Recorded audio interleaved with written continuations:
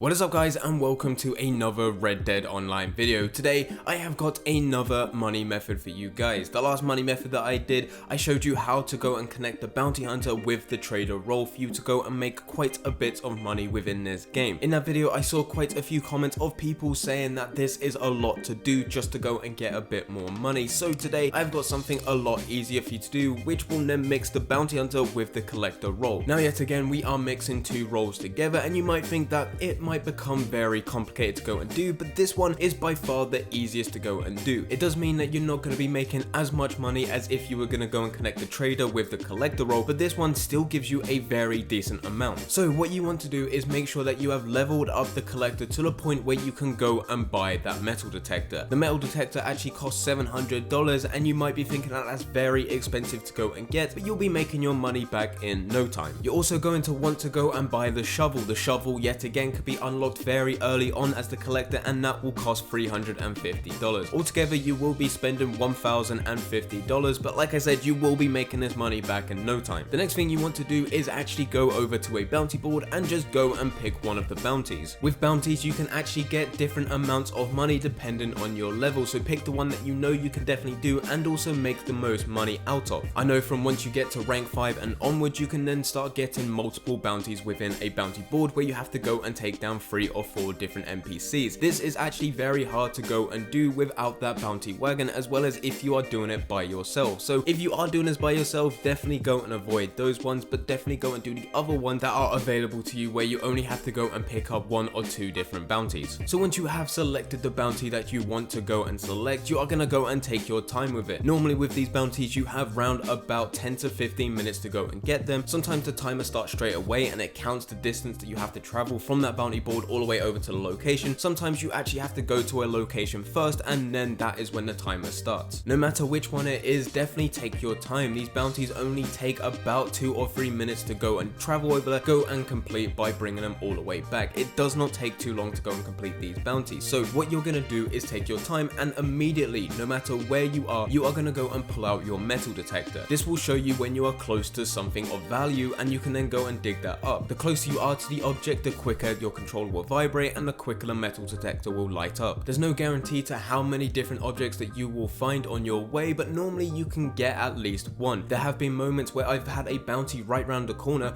I've managed to go and travel there, and in that time I've managed to go and get 3 or 4 different collectibles. It all depends where you are located on the map and where the bounty is. So you are going to go and slowly head all the way over to this bounty location, but once you finally find that bounty, what you are going to go and do is follow the tips that I have done in a previous video. If you haven't seen how to become the best and most efficient bounty hunter, I'll leave a link in the description down below, as well as there'll be a card on your screen right now. Go and click that and go and watch to see how to become the best and the most efficient bounty within Red Dead. But anyway, you are going to go and kill everyone that's around there, every single enemy NPC, and you are going to go and lasso the bounty. For all the bodies laying about, you are going to loot them. Sometimes when looting you have a chance of getting treasure maps, as well as you have a higher chance of going to get a collectible, and that for this method is 100% what we want. You're then going to go over to the bounty that is lassoed on the floor, and you're going to aim at them whilst having your fist selected, and you are just going to press B or circle depending on what console you are on, and that is going to kick them. Eventually that person will be knocked out. This makes things a lot easier if you're going to go and stow them on the back of the horse, because now they will not escape, but you still get rewarded for if they are alive. Now with this, even though we took our time to go over to this location and we managed to go and collect a few collectibles, as well as now we have got the bounty and we have looted all the enemies, normally there is still quite a bit of time on the timer left. So instead of going straight back all the way to the location, all the way to the sheriff's office to go and hand this bounty in, what we're now going to do is still go and take our time, and we're going to go and pull out the metal detector, and we are just going to free roam. We are going to roam about, preferably close to where the sheriff office is. Do not go too far away, because you do want to go and finish this bounty. If you run out of time, you fail this bounty. The reason we're not going straight back to the sheriff's office straight away is because the quicker you go and do missions or bounty hunters within Red Dead Online, the less money you go and get. So by waiting till the last 2 minutes, I still wait until the last 30 seconds, but you can hand it in the last 2 minutes and get the same rewards. You will be making the most money, the most gold, and also the most XP. The reason I wait until the last 30 seconds is because in my head that means I get an extra 1 minute 30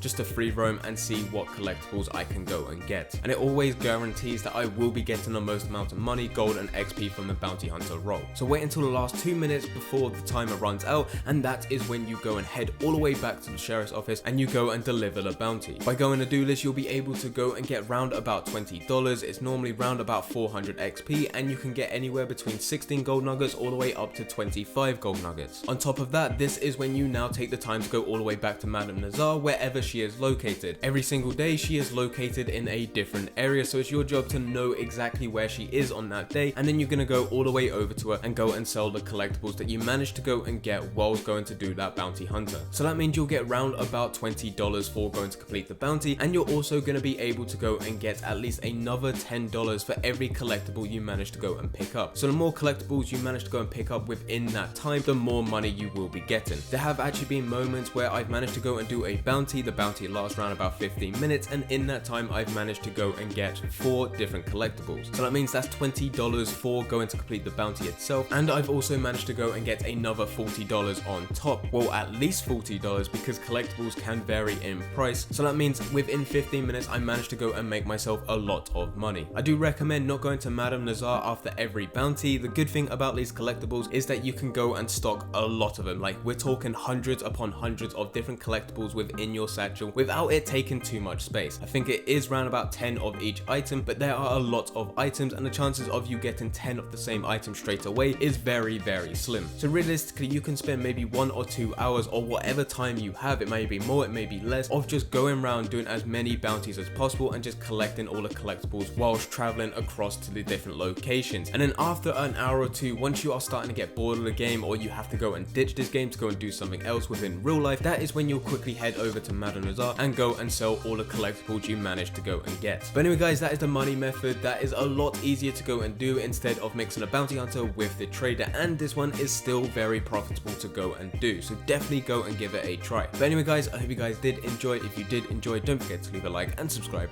But for now, I'm going, so see ya.